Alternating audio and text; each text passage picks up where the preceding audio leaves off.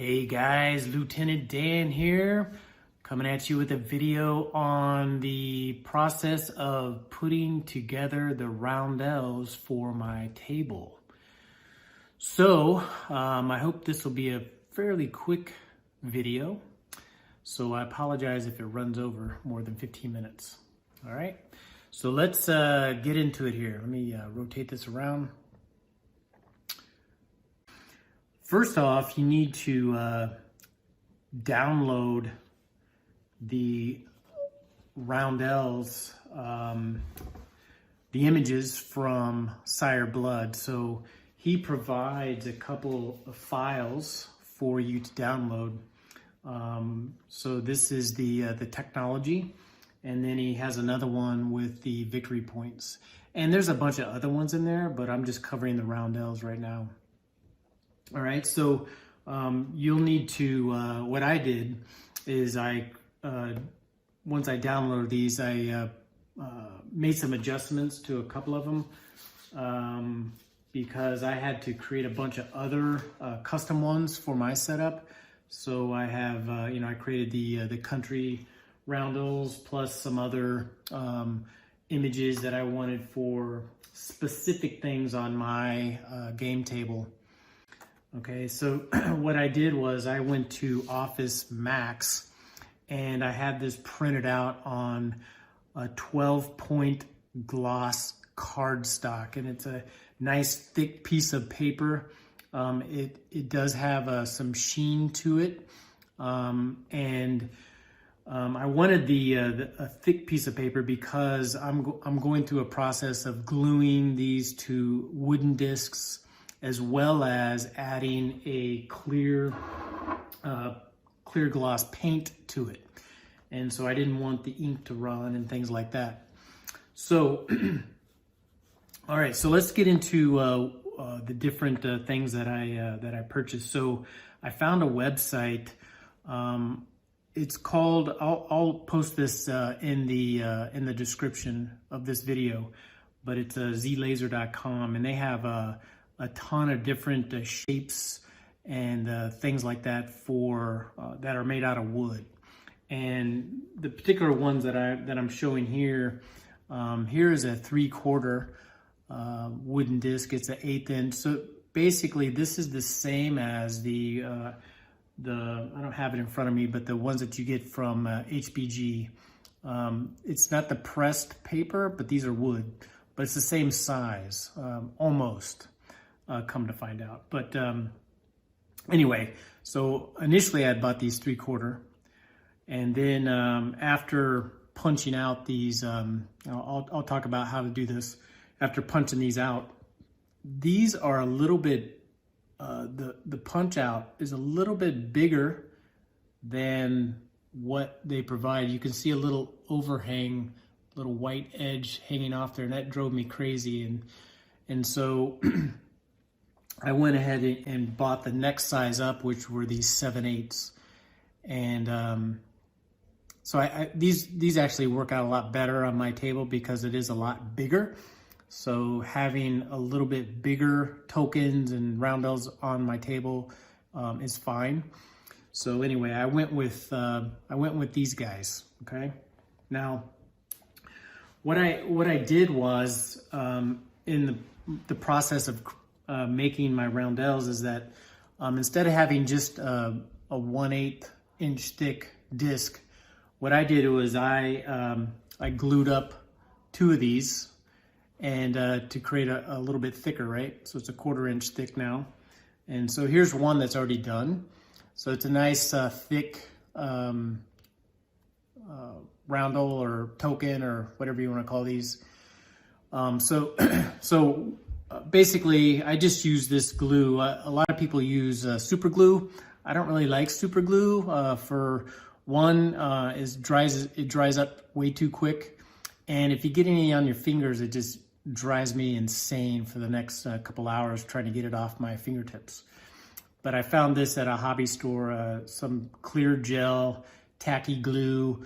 But basically, all I do is, I just put a dot of the glue right in the center, and then I'd take my my other roundel here, and then just press it together and just ensure that everything was concentrically lined up. So I would kind of hold, press it, and then put it down, and then continue the process. So I had a lot of these to make, and so I would just create like 10 of them, and then I would go back and then recheck that things were still concentrically lined up, and then then I would just let it dry for multiple hours. Yeah, just to kind of depend on what I do. I just took everything in phases.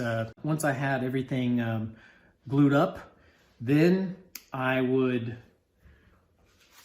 take some sandpaper and basically just on the table here, I would take the flat size of the disc and I would rub it back and forth to get this pretty smooth. I mean, it didn't have to be like a mirrored finish, but it was just really to get the grains. It's actually very smooth, but I just wanted it to be a little bit smoother.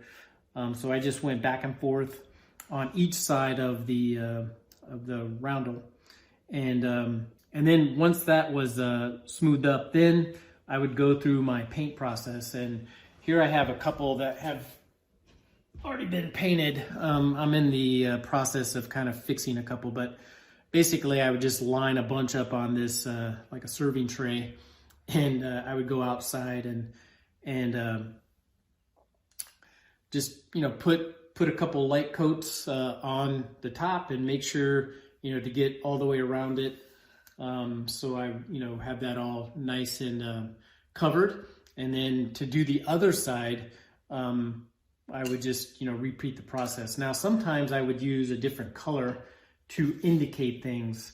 On my table I have indicating with this red that when I have this token turned up with the red side, that means it's the German's turn. The other side is just black.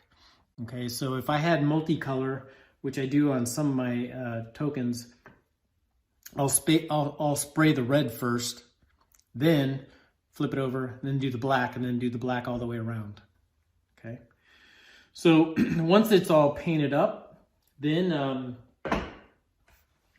it I forgot to mention that that these images, they're available on the sireblood.com/community site. And in the downloads section, you got to be a member. And then once you're a member, then there's a lot of different things that you can download to print out. It could be the battle charts, images such as this. He also has the other roundels like the air transport and submerged roundels and things like that. So anyway, there's just a bunch of things that you can download. Again, I'll put the link to that site there. Okay, so once I have everything painted up, then the next step is to punch these, for example, the victory points. So I'm in process of right now. I've already done some, but basically you just come over here. Let me just grab something. It doesn't really matter. I'm gonna punch out one of my images I created for my turns. But basically, what you need is this punch. I would suggest not to use an X-Acto knife. You're never gonna get these things to be perfectly cut out, or scissors or anything like that. So I didn't even know these things existed, but you can get these at a hobby store. I got this at Michael's for I'm guessing around $12, let's say. I have no idea. I bought it such a long time ago. But anyway, what you do is you just take this punch, you line up your image that you want in here. Let's say I was going for the number 3, and it's going to take a while to figure this out. But so I would recommend printing off multiple sheets of these, because you're going to make mistakes. But once you figure it out, it's as simple as just kind of lining everything up so that the image is perfectly in there, and then you just punch it out. Okay, so I don't even know if this is going to come out. Yeah, see, it didn't didn't line it up as good because I wasn't really paying attention. But you can see that there's a little bit of gray on the outer edges. So I didn't get that perfectly lined up. But as you can see here on the ones that I have punched out, that these are nice, and there's pretty much, there's no gray and things like that on there. So anyway, all right, once you have those cut out, then the next thing you do, and I'll do one live for you here, is that basically, let's do the, I'll go ahead and do this Third Reich one. So I got to go find my gray side here. Okay, so I just got to flip this one over, and really all you do is just take a drop of the glue. Okay, so it's not a lot. You don't want to put a lot on this. I found that you tend to spend more time cleaning things up if you put a lot of glue down. So basically I just take a little dab, as you can see there, little dot, and then I just pop this down, just press it down, kind of get it, just kind of hold it down there just for a second. Okay, and normally I would have a lot to do, so I would just I would put this down. Maybe I'll do that. Hopefully I won't forget. So I'm gonna do another one. Put your little dot. Don't do too much. Put this guy down. Hold it down there just for a second, and then I just keep on. I probably do about 5 at a time. You don't want the glue to set up too much, but then once the glue is starting to get a little tacky or kind of setting up, then what I do is I push it down a little bit more, and then I take this in the palm of my hand, and then I look around to see, because this is a 7/8 token, so it's an 1/8 of an inch bigger than the 3/4.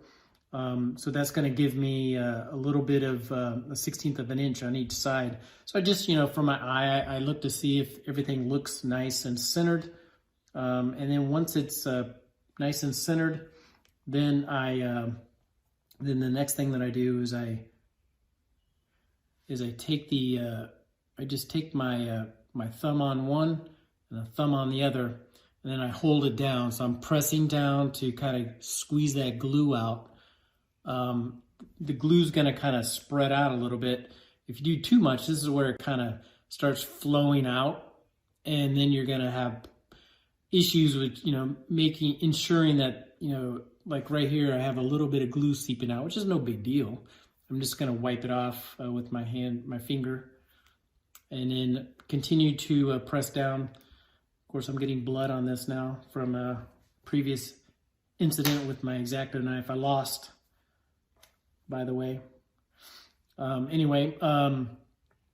So push this down, squeeze it out a little bit, wipe off any excess. And then now you can see on the edges, it's all nice and flat.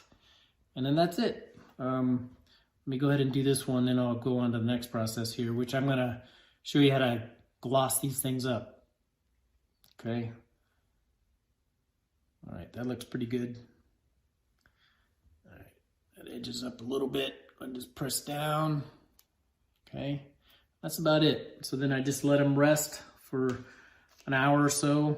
Just let actually I've done a couple where once it's kind of set up for about 10 minutes, then I just go through the next process, if I have a bunch anyway, is to then take this clear gloss paint. Okay, so let me go ahead and open this up and show you what this looks like. So it's pretty milky, but you don't want to shake this up. What you want to do is you want to get just stir it. Okay, so you just kind of gently stir things around, just kind of get everything mixed up, and then once you have it nice and stirred, so you can see it's kind of milky, but it obviously dries clear. So let's go ahead and do a couple of these. Let me grab one that I've already done here. And now what I do is I bought these reusable sponge brushes. And, you can reuse them time and time again. I'd probably use this one, good 10 times. So what I do is, first make sure there's nothing on here. So because this is basically going to trap anything on there. So if you had excess glue or something like that on here, you want to make sure you rub it off. Okay. Now what I do is I just come over here and I just get a little bit on the tip, and then I rub one edge off.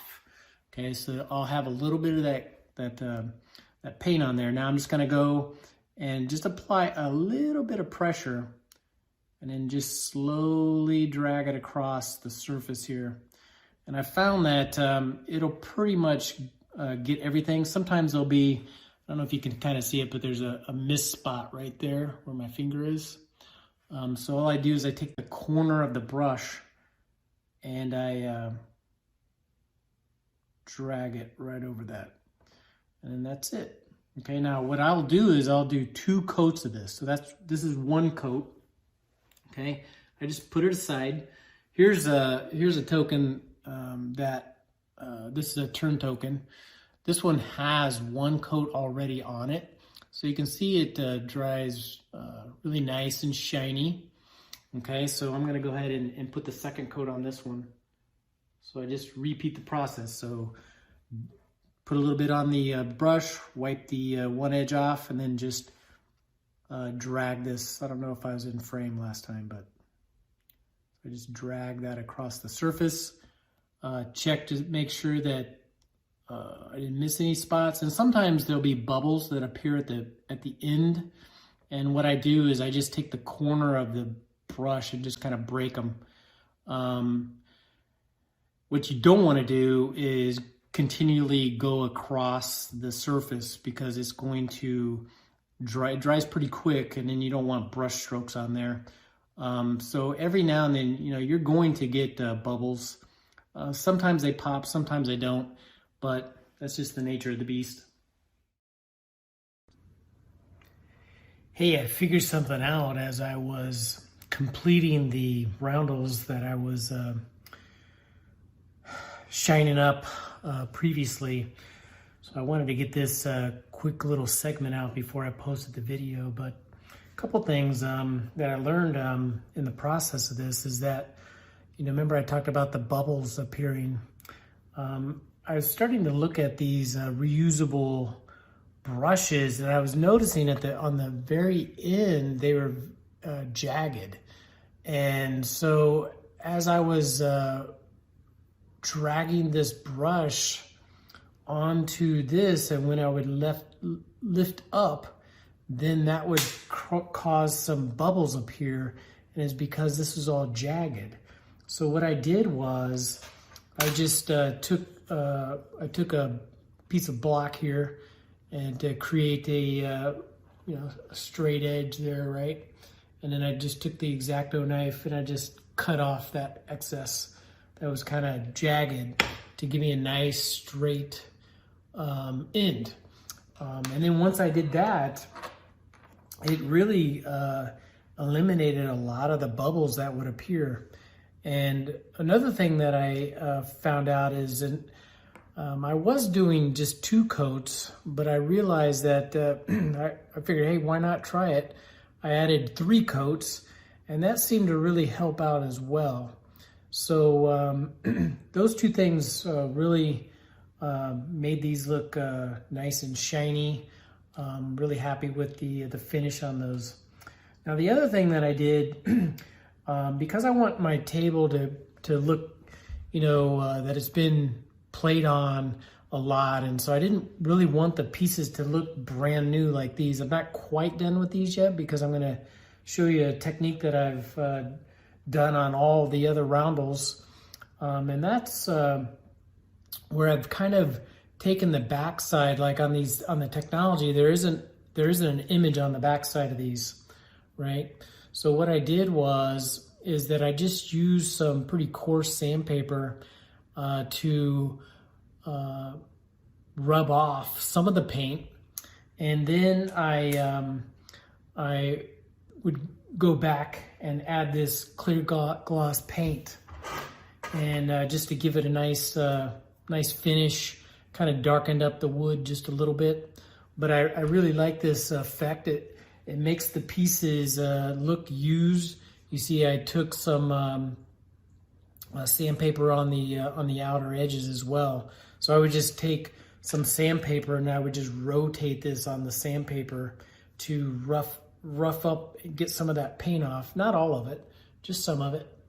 And kind of gives it that kind of effect where, you know, a lot of these pieces have been used and things like that. And I also did that. Looks like I need to kind of do a little bit more on this, but I created a double decker roundel for the HPG roundel to sit on. And I roughed up the sides there, and then I did that roughing up on the backside. So I don't know, I just thought that was kind of a neat effect. Maybe I'm going a little over the top, but hey, you know what? Why not? I think it's a nice little added effect. All right, let's take a look at the roundels I've been working on this week. They're almost done. I got a couple that I'm still working on, but nonetheless. So if we take a look at the, over here I have all the countries and the order that they'll go in during the game. And if you remember, this is where I have different colors. So one side's black, and you see that roughed up edges. And then the other side's red indicating that this is Germany's turn. Okay, if I come over here to this side of the board, this is where I'm showing the turn, right? So here's the two that I'm currently fixing, but this two has the, let me get some better light here, has two different colors on it. Black side meaning that it's not the turn, but then if I have this up, that means that we're in the third round or the third turn, and then it's Germany's go, okay? So I just have different custom images that I created for my game setup. All right, now we have the victory points over here. So the game set up for 42. So, you know, it's just showing you the, you know, some of these roundels that I worked on, like Hong Kong, I think. So this is nice and smooth. It has that nice sheen to it. I haven't, what I need to do is rough up this outer edge. I didn't want it to be so dark and black. I kind of wanted to have that, you know, used effect, right? Like it's been played on a lot. So I just kind of wanted to rough that up a bit, okay? Anyway, so this is how I keep track of the victory points. And I made this red in here to indicate in this example is that for the axis, they're 1 point in. That means I guess they're in the money. They're winning. And then if, for example, the Allies took away this victory point, then they would just put it here, and then you would see that, okay, the axis is no longer in the money, and here's all the things that the Allies control now. Okay. All right, so then we have the IPC tracker on this side, and then this is for the Allies, and then I have the IPC tracker for the Axis over there. So if it's a multiplayer game, you know, if I'm playing the people that are on the Axis side, you don't have to have one person keeping track of the IPCs. You can kind of spread that workload over, I guess. But if you remember, so here's that the double decker. I don't know if we can really see it in the light here, but I you know, roughed up the edge, and then I got the roughed up in the back there. So All right, and then we come over here onto the technology. So I have, the different sections on my table where I can keep track of which country has which technology. And these are just double-sided. I did rough up the edges a little bit. And then basically, because in the game here, so if I come in here, I haven't made trays yet for keeping things, but let's just pretend that Germany wants to use heavy bombers. They'll just turn that upside down, and then they would get a roundel. I guess you're starting some of the games. You're at the phase 1. So this is an example of where I created a custom image, and it has a 1 and a 2 on each side, indicating the phase that they're currently in, right? So you just flip that back and forth. And then I have another one that's for 3s. Okay, getting roughed up edges. And then when they actually have the technology, or maybe it's in a hold state, so I created another image for the hold. And then when it's active, then here's another one that I created. Okay, and so then you just place that there, and then when they want to reveal it, they could just turn that over. And then, you can have teams, for longer games, like a 39 game or a 40, maybe they want to have ATC or, whatever. So you could have multiple technologies, and then they would just go through that's going through the 1, 2, 3 and the hold active and all that stuff. Okay. So I think that having that little effect on the end that I figured out here last night, I think that adds a little bit more to the gaming experience. All right, so I hope you really like this video set. I will certainly have more to come in the future. Until then, take care.